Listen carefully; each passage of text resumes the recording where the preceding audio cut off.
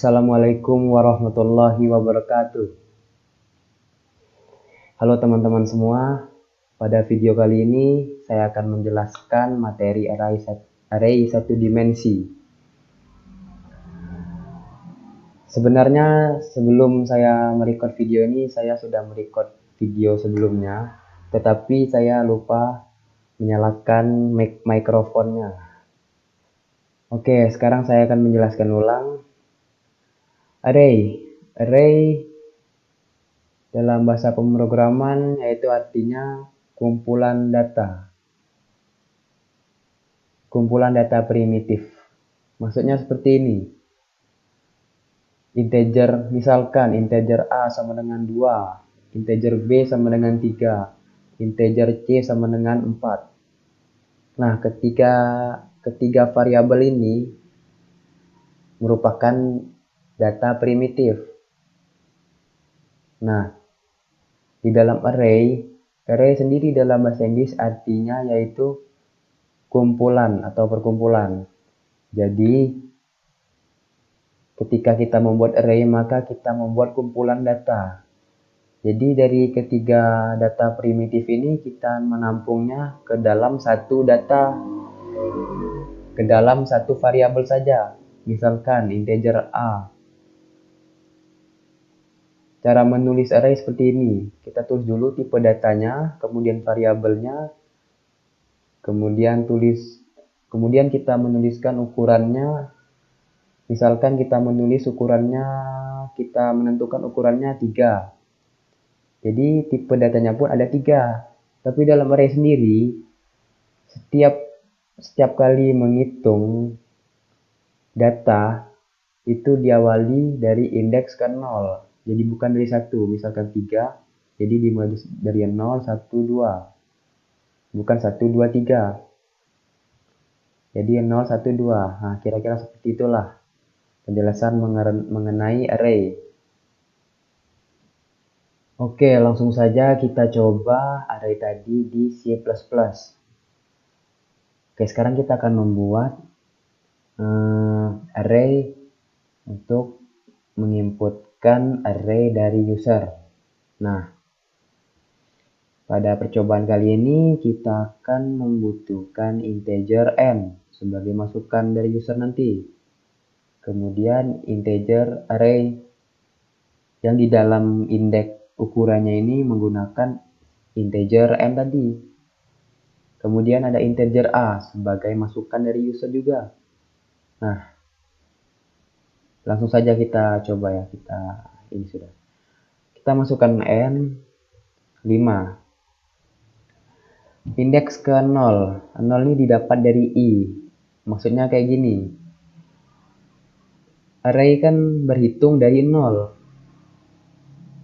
Ketika user memasukkan n-nya 5, maka si array akan berhitung dari 0 sampai ke 4. Jadi array itu nggak akan berhitung dari 1, tapi setiap array akan berhitung dari 0. Indeks ke 0. Nah, di sini kita sudah membuat for-nya yaitu integer i sama dengan 0 dan integer i kurang dari n. Kenapa? Karena misalkan user masukannya 10. Karena 10 kan baru awal dihitungnya dari 0. Jadi i-nya kurang dari n, kurang dari 10 maka 9. Jadi 0 sampai 9. Jadi 10 variabel, 10 data. Nah, di ++. Kemudian cout index ke i-nya ini tadi, i. Jadi perulangan pertama 0, keluar 0, masukkan a. A ini inputan dari user, misalkan kita masukkan 5.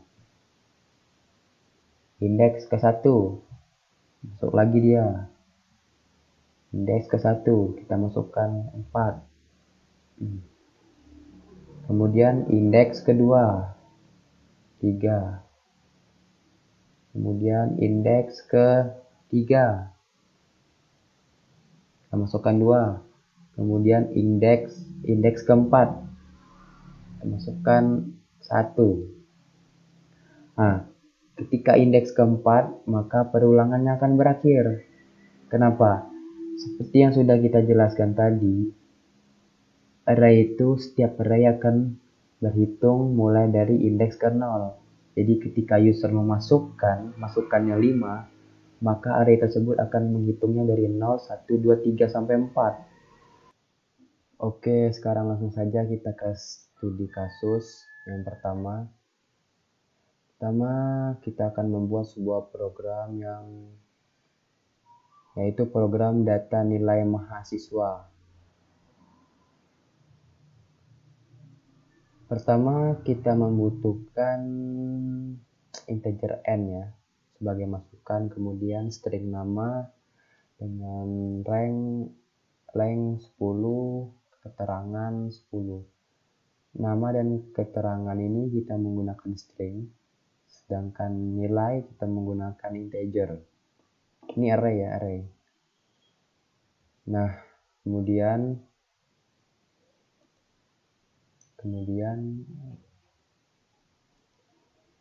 kemudian kita masukkan n dari user. N itu sebagai batasan di for looping ini. Nah, diawali dengan 0, kemudian kurang dari n-nya berapa nanti. Kan array kan berhitung dari 0. Misalkan n-nya 5, jadi 0, 1, 2, 3, 4.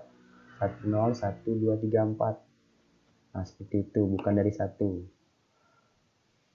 Oke, pertama dia akan masuk data mahasiswa ke 0 ditambah 1.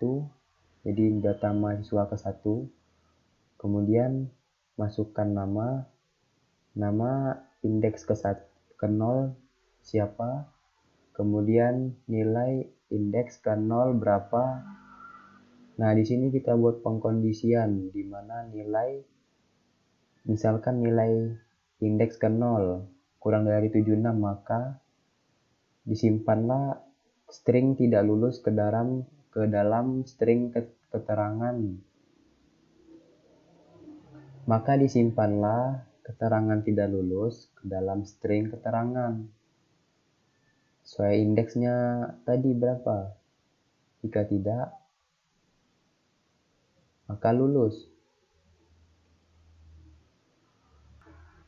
Coba saja kita langsung running ya. Kita langsung running saja. Nah, ketika kita memasukkan jumlah mahasiswa, misalkan jumlah mahasiswa itu ada 3. Data mahasiswa ke 1, 0, indeks ke 0, ditambah 1, jadi 1. Masukkan nama, Ani. Masukkan nilai, 76. Kemudian data mahasiswa kedua, mutar lagi ke atas kan jadi 1, 1 tambah 1, 2. Masukkan nama, Adi.